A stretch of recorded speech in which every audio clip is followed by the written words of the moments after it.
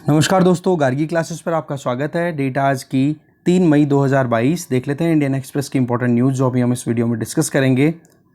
Front page पे अगर हम देखें तो सबसे पहली न्यूज़ है कि अभी जर्मनी के विजिट पे हमारे प्राइम मिनिस्टर गए हुए हैं, तो क्या क्या बातचीत हुई है वो जानेंगे। और दूसरा इधर वाला आर्टिकल है जिसमें जो प्रोजेक्ट 75 आई, जिसमें फ्रेंच नेवल कंपनी पार्टिसिपेट करने वाली थी, उसने विड्रॉ कर लिया। तो इन दोनों न्यूज़ को हम डिटेल में देखते हैं।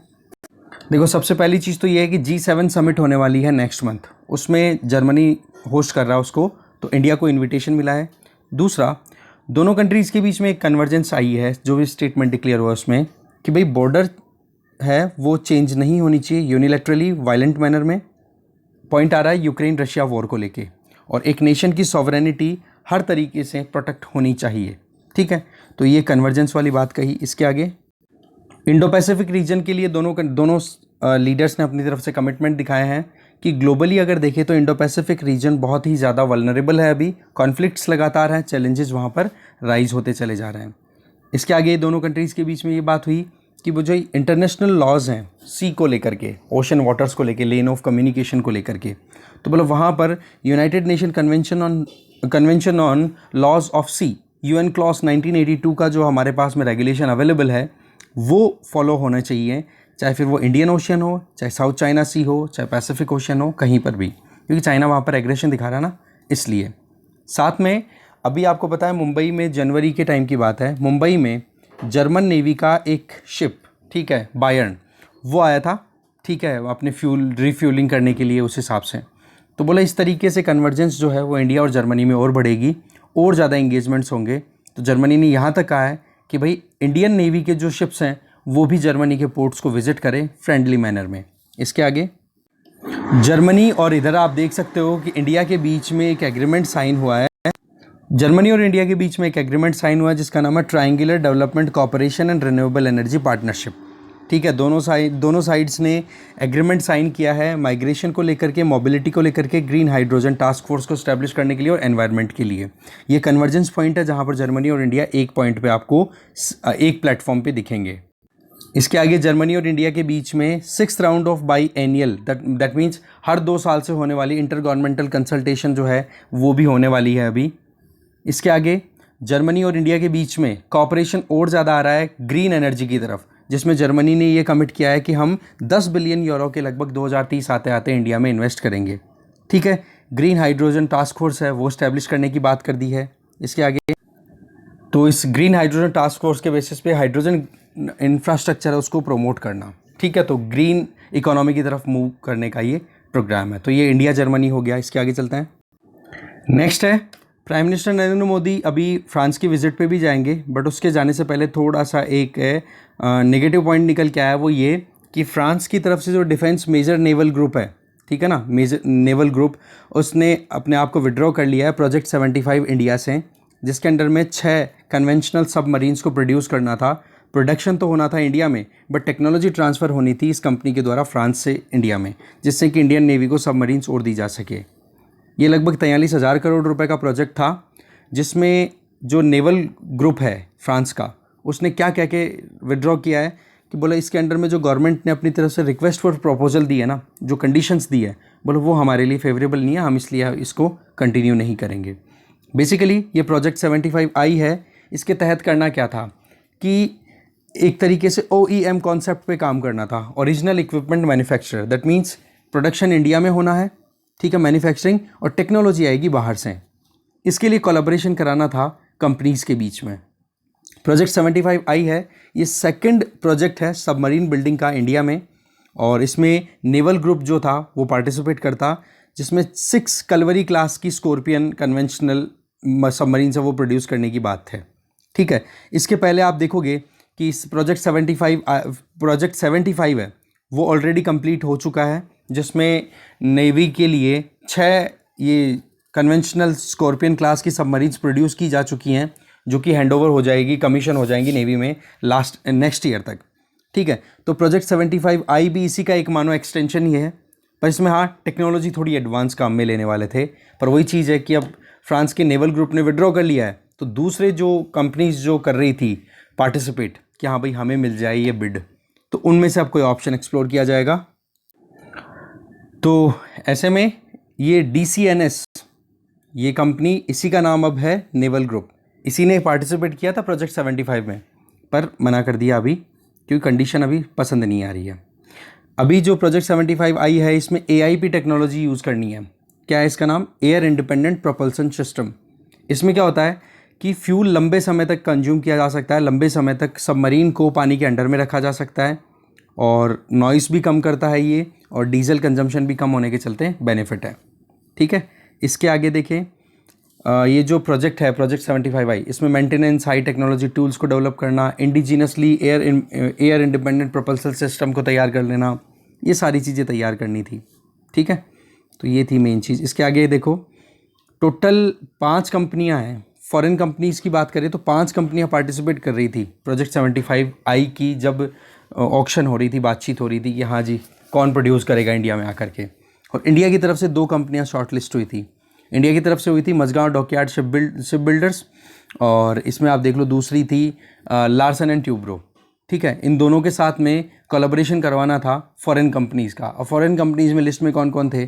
फ्रांस की तरफ से नेवल ग्रुप, इसी तरीके से जर्मनी से आप देख सकते हो Thyssen group marine system, Russia से JSC रोई, इसी तरीके से Daewoo ship building and marine engineering company limited, ये साउथ कोरिया की, और नेवनीटिया, ये हो गई कहाँ की? स्पेन की। अब इन 5 में से देखो ये फाइनल हुई थी, पर इसने तो देखो विड्रॉ कर लिया। अब देखते हैं आगे क्या होता है। तो प्रोजेक्ट 75 आई के बारे में थोड़ा आप ध्यान रखना। आगे चलते हैं।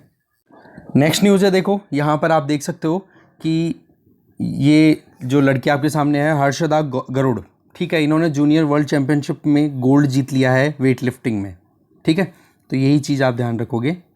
तो मंडे की बात है, 18 ईयर ओल्ड, ठीक है, पुणे महाराष्ट्र से बिलोंग करने वाली लड़की। तो इन्होंने 153 किलोग्राम की कैटेगरी में 153 किलोग्राम वज़न उठाना था, 49 किलोग्राम का वेट। तो ऐसे में ओवरऑल आप देख सकते हो इन्होंने टर्की की बेक्तुस कांसू को हराया, जिसने केवल 150 किलोग्राम ही लिफ्ट कर पाई वो। जबकि दूसरी तरफ हमारे इंडिया की तरफ से हर्षदा गरुड़, इन्होंने 153 किलो उठा लिया, तो ये जीत गई, गोल्ड मेडल जीता इन्होंने। और ये ग्रीस में हुआ था ऑर्गेनाइजेशन, किसका ऑर्गेनाइज हुआ था ये प्रोग्राम? वर्ल्ड चैम्पियनशिप प्रोग्राम इन वेट लिफ्टिंग। आगे चलते हैं, जूनियर। ओके, बाकी एक न्यूज़ यहाँ पर देख सकते हो कि बाड़मेर में एक रेलवे स्टेशन जिसका नाम है मियाँ का बड़ा, ठीक है, इसका नाम बदल करके महेश नगर हॉल्ट कर दिया गया है।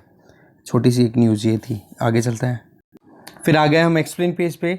तो देखो अभी आप देख सकते हो नए प्रिंसिपल साइंटिफिक एडवाइज़र, इनका अपॉइंटमेंट हुआ है। ठीक है, प्रोफेसर अजय के सूद। तो इनसे इंटरव्यू था कि भाई साइंटिफिक एडवाइज़री जो होती है PM के लिए, जैसे ऑलरेडी आप देखते हो कि प्राइम मिनिस्टर के लिए PM science technology and innovation advisory council established है, उसके मेंबर रह चुके हैं। अब इनको प्रिंसिपल साइंटिफिक एडवाइज़र बना दिया गया है। रोल क्या होता है भाई? सीधी सी बात है, साइंस से रिलेटेड जो भी मिनिस्ट्रीज़ हैं उनके बीच में कोलैबोरेशन लेकर के आना, जिससे कि फ्यूचरिस्टिक टेक्नोलॉजी डेवलप हो सके और सही तरीके से हम आगे प्रोग्रेस कर सकें, ये काम होता है। फिर बाद में बड़े प्रोग्राम्स की अगर बात करें तो देखो मिशन मोड में काम किया जाता है, टारगेट लिए जाते हैं बड़े, जैसे सेमीकंडक्टर टेक्नोलॉजी को हम प्रोडक्शन के लिए यहाँ पर इंक्रीज़ करना चाह रहे हैं। तो इस केस में 75,000 करोड़ रुपए का जो फंड है वो अपनी तरफ से गवर्नमेंट ने प्रोडक्शन लिंक्ड इंसेंटिव स्कीम के तहत डिक्लेयर कर रखा है। बोले इस तरीके से हम प्रोग्राम तैयार करते हैं। स्पेस सेक्टर में आज आप देखो कि प्राइवेट प्लेयर्स को इंडक्ट किया जा रहा है ज़्यादा से ज़्यादा। इससे क्या फ़ायदा होता है कि जो प्रॉब्लम पहले हम अलग अलग सेगमेंट्स में देखते थे वो प्रॉब्लम अब नहीं होती। या फिर आप देखो एलोन मस्क की जो स्पेस एक्स कंपनी है, आज वो नासा के सैटेलाइट्स को लॉन्च करती है, वर्ल्ड के बड़े बड़े प्रोजेक्ट्स को कंप्लीट करती है, स्पेस के मिशंस होते हैं। तो बोले एग्जैक्टली वैसा ही कुछ प्रोग्राम हमारे यहाँ पर भी हो पाएगा। तो प्राइवेट सेक्टर को भी इंडक्ट करना अपने आप में बहुत इंपॉर्टेंट एक पॉइंट है। फिर आता है साइंस की क्वालिटी के लिए। तो सबसे पहले तो ये होता है कि हमारे देश में हमें ease of doing science promote करना चाहिए, एग्जैक्टली उसी लाइन पे जिसमें ease of doing business, ease of living, इनको हम प्रमोट करना चाहते हैं। एग्जैक्टली वैसा ही ईज़ ऑफ डूइंग साइंस भी प्रमोट होना चाहिए। साइंटिस्ट को सपोर्ट मिलना चाहिए फंडिंग के पॉइंट ऑफ व्यू से भी, और वो फंड मिल गया ना तो फंडिंग का ट्रांसलेशन भी प्रॉपर होना चाहिए। ऐसा नहीं होना चाहिए कि हाँ जी फंड जो एक्यूरेटली जहाँ खर्च होना चाहिए वहाँ की बजाय कुछ और ही पैसे खर्च हो रहे हैं, नहीं।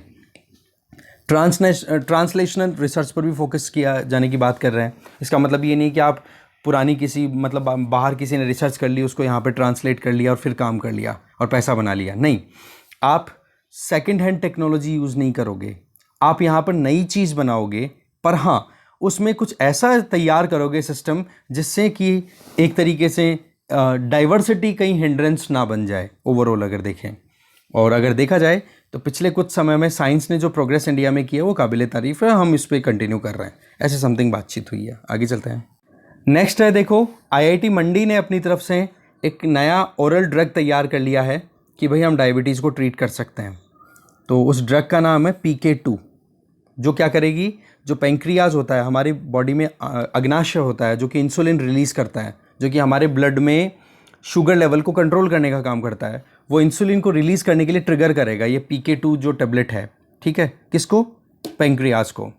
तो अभी करंटली क्या ट्रीटमेंट अवेलेबल है? देखो, डायबिटीज़ जो है ना वो क्यों होती है? जब हमारे ब्लड में इंसुलिन या हमारे ब्लड में ग्लूकोज लेवल ज़्यादा हो जाता है, सॉरी शुगर लेवल ज़्यादा हो जाता है या ग्लूकोज लेवल बढ़ जाता है, तो उस केस में पेनक्रियाज में बेटा सेल्स होती है ना, वो बेटा सेल्स का क्या काम होता है? इंसुलिन रिलीज़ किया जाता है और वो इंसुलिन उस ग्लूकोज को बैलेंस करती है। इसका एक तरीका क्या होता है, इसमें एक प्रोसेस होता है प्रॉपर, क्या कि एक प्रोटीन होता है जिसका नाम है GLP-1R।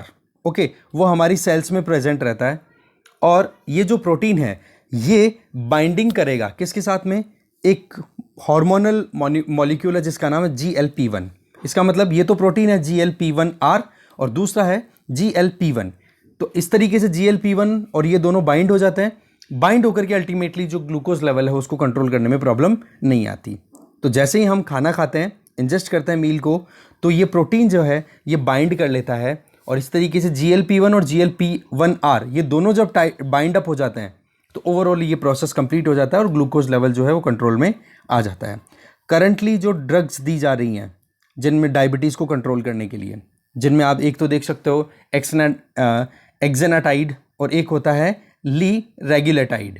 ठीक है, तो वो क्या करती हैं? GLP-1 और GLP-1R इन दोनों का जो प्रोसेस होता है इसको मिमिक करती है, इसको कॉपी करती है, जिससे कि इंसुलिन जो है वो रिलीज हो सके। ठीक है, तो वो जो प्रोसेस नेचुरली होता है ना उसको फिर आर्टिफिशियली कराना पड़ता है इन दोनों को बाइंड करवाने का, GLP-1 हार्मोन और GLP-1R प्रोटीन दोनों को। फिर इंसुलिन रिलीज हो जाता है तो फिर बाद में आपको पता ही है कि ग्लूकोज या शुगर लेवल है वो कंट्रोल आ जाता है। पर सवाल क्या है कि ये जो ड्रग है ना अभी करंटली अवेलेबल है वो इंजेक्शन के थ्रू लेनी पड़ती है, जो कि एक तो अनस्टेबल है, प्रॉपर रेगुलेशन में नहीं है और महंगी भी बहुत पड़ती हैं। तो ऐसे में टाइप 1 और टाइप 2 डायबिटीज़ के लिए अभी फ़िलहाल तो ये कॉन्सेप्ट अवेलेबल है। अब आईआईटी मंडी में रिसर्च हुई तो पता पड़ा कि भाई PK2, PK3 और PK4 ये 3 ऐसी ड्रग हमें मिली जो कि एग्जैक्टली वही काम कर रही है जो कि इंजेक्शन वाली ड्रग कर रही थी। इसका मतलब ऑरली हमने दिया, ऑरली मतलब मुंह से, ठीक है, और पेट में जाते हैं वो जल्दी से डाइल्यूट हो गया और डाइल्यूट होकर के PK2 ने बहुत प्रॉमिसिंग आउटकम्स दिए और GLP-1R और GLP-1 हार्मोन इनकी बाइंडिंग जो है वो बहुत क्विकली हो गई। तो बोले इस तरीके से डायबिटीज़ के लिए हमने ये ट्रीटमेंट तैयार किया है। इसके साथ में इंसुलिन रिलीज तो राइज होगा ही, बाकी इसके साथ में बीटा सेल, जो पेंक्रियाज में बीटा सेल जो कि रिलीज करती है इंसुलिन, उनको भी ख़त्म होने से बचाने का काम कर रही है ये PK2। तो ओवरऑल आप देख लो कि इंसुलिन के प्रोडक्शन को कंटिन्यू बनाए रखने में हेल्प करेगी ये। ठीक है, तो इसमें टाइप 1 और टाइप 2 टाइप के डायबिटीज़ हैं, इनको कंट्रोल करने में प्रॉब्लम नहीं आएगी। अभी टाइप 1 और टाइप 2 डायबिटीज़ के बारे में आप एक बार डिटेल पढ़ोगे। आगे चलते हैं। अगली जो न्यूज़ है, आर्टिकल है, वो ये है कि फ़्लाइट्स क्यों टर्बुलेंस फेस करती हैं जब भी वो हवा में उड़ती हैं। तो ये इंसिडेंट या ये न्यूज़ आई क्यों है? देखो, संडे की बात है, spice jet operated Boeing 737-800 aircraft है, उसमें 189 पैसेंजर्स थे ऑन बोर्ड और 2 पायलट थे और 4 केबिन क्रू मेंबर्स थे। ओवरऑल देखो, एक सीवियर टर्बुलेंस, मतलब हवा में इस तरीके से ये घूम गया, ये प्लेन एकदम से स्टक हो गया, जिसकी वजह से आप देखो कि एकदम से मतलब एक ज़ीरो ग्रेविटी वाली फीलिंग आई पैसेंजर्स में, एकदम से उठ गए। ठीक है, ये कब पॉसिबल होता है? जब कोई भी प्लेन उड़ रहा है और उसमें अचानक से अगर नीचे आने की टेंडेंसी हो जाए, तो नीचे आने की टेंडेंसी होगी तो इसके अंदर बैठा हुआ जो भी ऑब्जेक्ट है वो क्या करेगा, ऊपर छत से भिड़ेगा कि नहीं। एग्जैक्टली ऐसा ही कुछ यहाँ पे देखने को मिला। तो ये हुआ क्यों, इसके पीछे क्या है कारण कि भाई ये जो सीवियर टर्बुलेंस है वो देखने को मिला। ठीक है, सीवियर का मतलब बहुत ही बुरी कंडीशन आ गई कि लैंड करने की नौबत थी, अगर लैंड नहीं करे तो वहाँ पर प्लेन बहुत बुरे तरीके से क्रैश हो सकता था। खैर ओवरऑल देखें तो आसानी से लैंडिंग हो गई, पर हाँ इंजरी बहुत आई है, दो जने तो आईसीयू में है, ऐसा कुछ बताया जा रहा है। तो टर्बुलेंस कितने तरीके के होते हैं वो हमारे लिए इंपॉर्टेंट है। पहला तो होता है विंड शेयर। इसमें क्या होता है कि जब अचानक से विंड डायरेक्शन चेंज कर लेती है, चाहे वर्टिकली डायरेक्शन चेंज हो चाहे हॉरिजॉन्टली, तो उसकी वजह से अचानक से ही प्लेन जो है वो उलझ जाता है, डायरेक्शन सेंस है वो कहीं ना कहीं वीक पड़ जाते हैं। तो वो थंडरस्टॉर्म के आसपास में भी हो सकता है, और या जेट स्ट्रीम आसपास से गुजर रही हो तो भी हो सकता है। तो ऐसी परिस्थितियों में भी मुश्किलें आ गई। फिर होता है वेक। वेक वाले में क्या होता है कि एक प्लेन मान लो आगे उड़ रहा है और उसके पीछे कोई छोटा प्लेन उड़ रहा है, तो उस केस में क्या हो जाता है कि पीछे वाले को आगे वाले प्लेन से जो हवा फेंकी जा रही है ना, उसका प्रेशर फील होता है, तो उसकी वजह से प्रॉब्लम हो जाती है कई बार। इस तरीके के टर्बुलेंस भी होते हैं। तीसरा फ्रंटल। एक तरफ से कोल्ड एयर फ्रंट आ रहा है, एक तरफ से वार्म एयर फ्रंट आ रहा है। तो वार्म एयर फ्रंट क्या होता है, लाइट होता है, तो वो अपलिफ्ट होगा, और अपलिफ्ट होगा और फिर वहां पर हाइट्स पे जो प्लेन होगा वो क्या करेगा, उन हवाओं में उलझ जाएगा।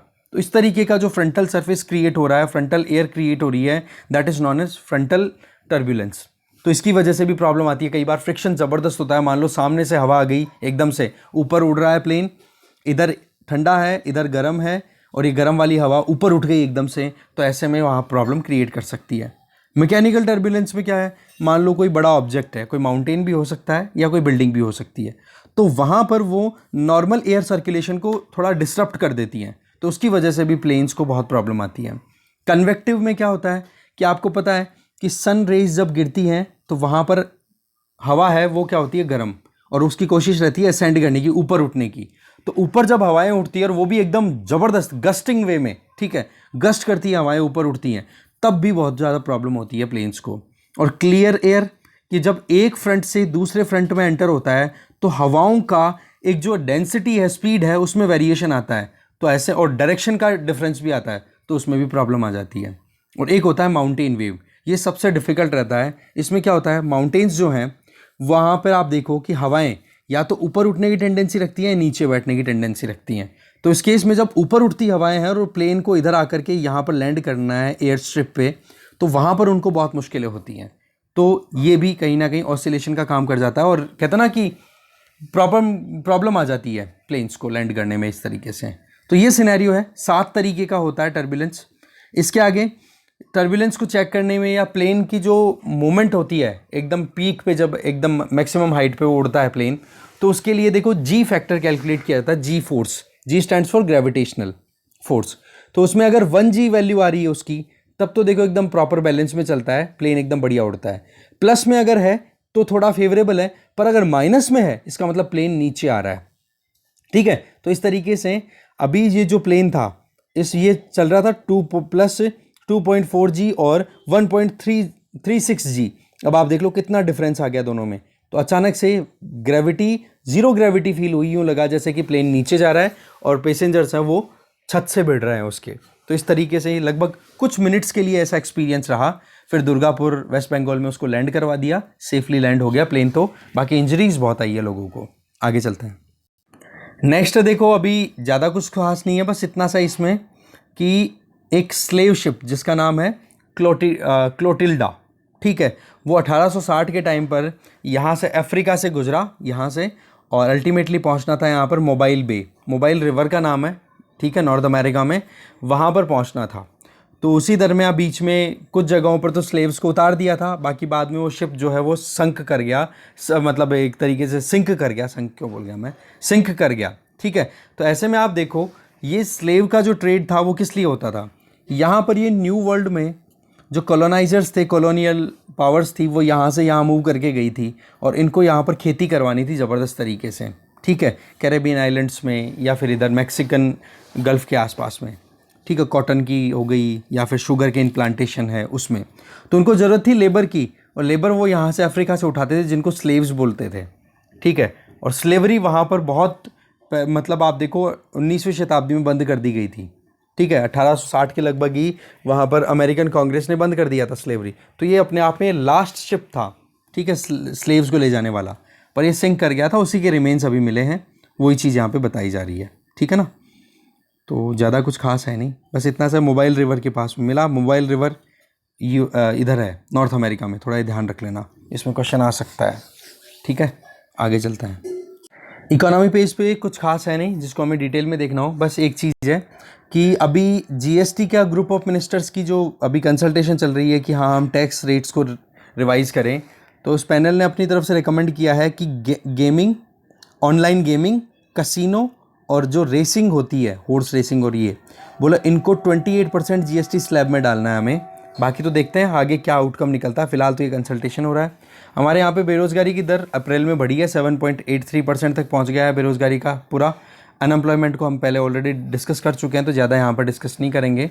मैं डिस्क्रिप्शन बॉक्स में लिंक शेयर कर चुका हूँ, आप देख लेना उसको कि अनएम्प्लॉयमेंट कैसे कैलकुलेट होता है, ठीक है ना। पूरी डिटेल डिस्कस की थी हमने, कल परसों की बात है। इधर यूरोपियन यूनियन ने एप्पल के अगेंस्ट में एंटी ट्रस्ट चार्जेस लगाए हैं, लगभग 1.49 बिलियन यूरो, लगभग 1.6 बिलियन यूएस डॉलर का फ़ाइन लगाया है। क्यों? क्योंकि इसमें आप देख सकते हो कि एप्पल ने अपने प्लेटफॉर्म पर जो मोबाइल वॉलेट्स होते हैं ना, हम पेटीएम और ये ऑक्सीजन और ये आप यूज़ करते हो, ठीक है, तो आप देखो इसमें मोबाइल वॉलेट हैं, उनको डिस्करेज करने के लिए, अपने मोबाइल वॉलेट को प्रमोट करने के लिए आईफोन ने कुछ ऐसी एल्गोरिदम्स तैयार कर दी कि भाई हमारा वॉलेट है उसको कोई भी चैलेंज ना करे। तो ये एक तरीके से कंपटीशन को डिस्कार्ड करने वाली चीज़ हुई कि नहीं, ये प्रॉब्लम हो गई अपने को अल्टीमेटली, ठीक है जी, इनको यहाँ पे। तो ओवरऑल आप देख सकते हो कि एंटी ट्रस्ट चार्जेस लगा दिए गए हैं एप्पल पे, ओके। और फिर वैसे तो एप्पल, इधर आप देख लो कोशिशें की जा रही है, इधर गूगल पर भी लगा हुआ है, एप्पल पर भी लग गया। इधर वाला तो ये गूगल का है और इधर वाला एप्पल का है, दोनों पर इस तरीके से कि भाई आप कंपटीशन को क्यों डिस्कार्ड कर रहे हो, मोनोपोली कैसे एस्टैब्लिश कर सकते हो, ठीक है। बस इस डिस्कशन में इतना ही था जो हमने देख लिया। Thank you very much.